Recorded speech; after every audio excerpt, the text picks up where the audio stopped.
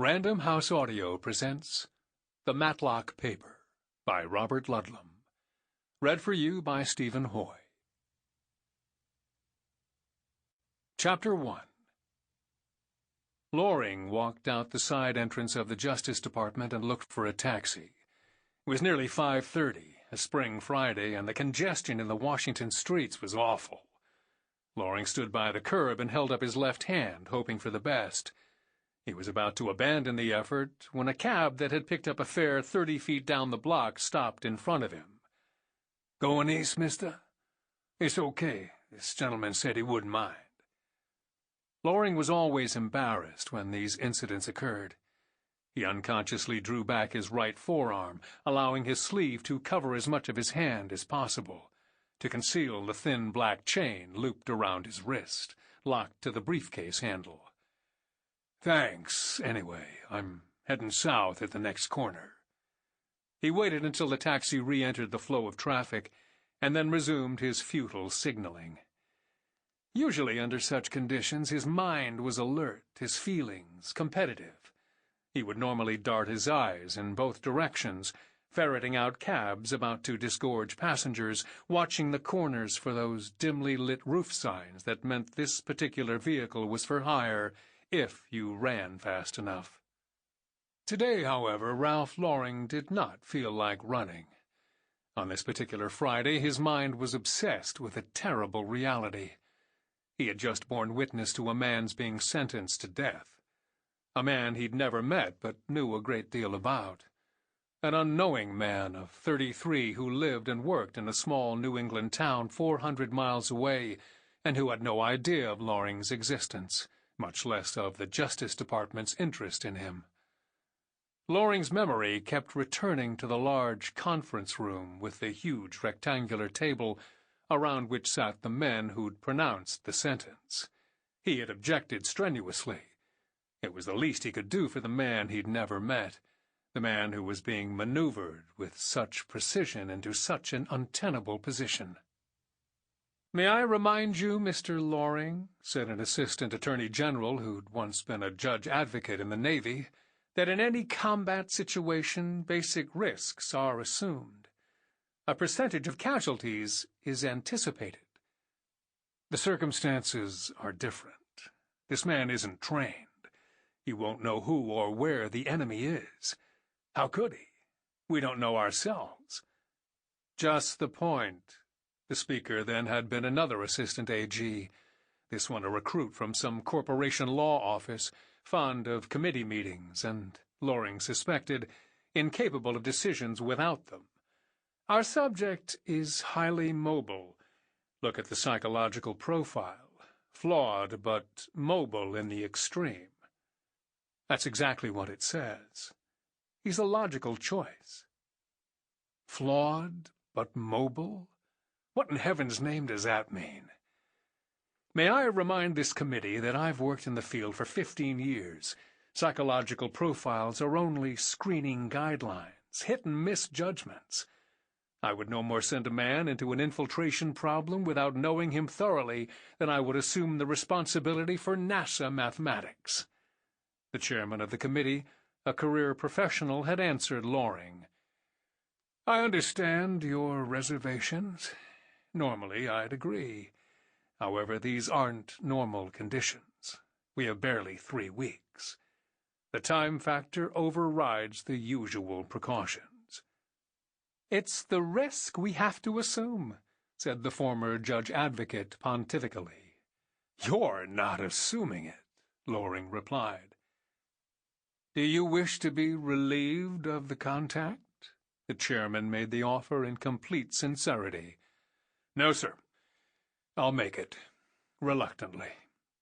I want that on the record." "One thing before we adjourn."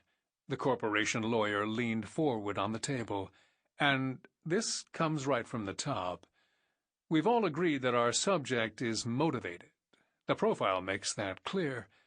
What must also be made clear is that any assistance given this committee by the subject is given freely and on a voluntary basis.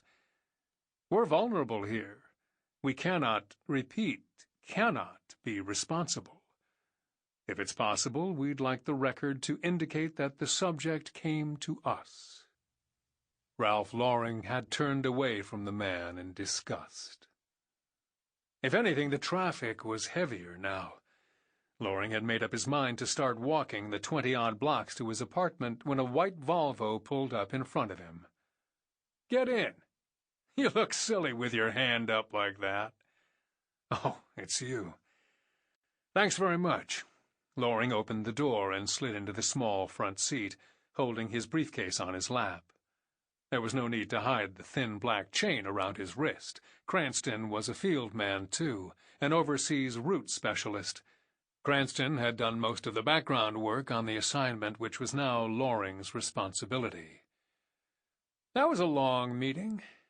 Accomplish anything?" "The green light. It's about time. 2 assistant AGs and a concerned message from the White House were responsible." "Good. Geo Division got the latest reports from Force Mediterranean this morning. It's a regular mass conversion of source routes. It's confirmed. The fields in Ankara and Konya in the north, the projects in Sidi Barrani and Rashid, even the Algerian contingents are systematically cutting production. It's going to make things very difficult. What the hell do you want? I thought the objective was to rip them out. You people are never satisfied. Neither would you be. We can exert controls over routes we know about. What in God's name do we know about places like Porto Bella Cruz, Pilcomayo, a half-dozen unpronounceable names in Paraguay, Brazil, Guyana? It's a whole goddamn new ballgame, Ralph. Bring in the SA specialists. CIA's crawling with them. No way. We're not even allowed to ask for maps. That's asinine.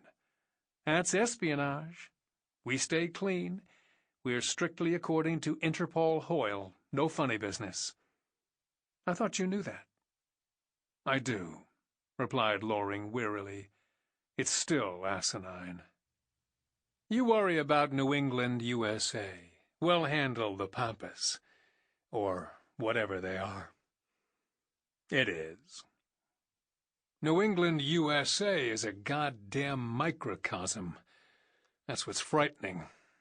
What happened to all those poetic descriptions of rustic fences and Yankee spirit and ivied brick walls? New poetry. Get with it. Your sympathy is overwhelming. Thanks. You sound discouraged. There isn't enough time. There never is. Cranston steered the small car into a faster lane, only to find it bottlenecked at Nebraska and 18th. With a sigh, he shoved the gear shift into neutral and shrugged his shoulders. He looked at Loring, who was staring blankly at the windshield. At least you got the green light. That's something. Sure. With the wrong personnel. Oh, I see. Is that him? Cranston gestured his head toward Loring's briefcase. That's him.